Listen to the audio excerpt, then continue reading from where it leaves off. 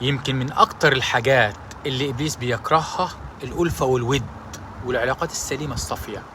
يعني قعدات عيلة صحبة حلوة مع بعض تلاقيه يحاول ويجاهد علشان يوقع ما بينهم. ساعات مثلا قعدة عائلية تحصل فيها حركة مش مقصودة، هوب إبليس يلاقي فرصته فيخلي الحركة دي تتفهم بمعنى وحش أو غلط، فيبدأ يهولها ويكبرها قوي، وقعدة ورا قعدة يخلي الناس تشيل من بعضها على أتفه الأمور، لحد ما تيجي مشكلة نقوم منفجرين في بعض ونفكر بعض، وفاكر يوم لما عملت كذا وقلت كذا، ما هو احنا بقى مخزنين، وهوب نتصدم في قلوب بعض. طيب ليه؟ لأن الحاجة دي إبليس بيعشقها.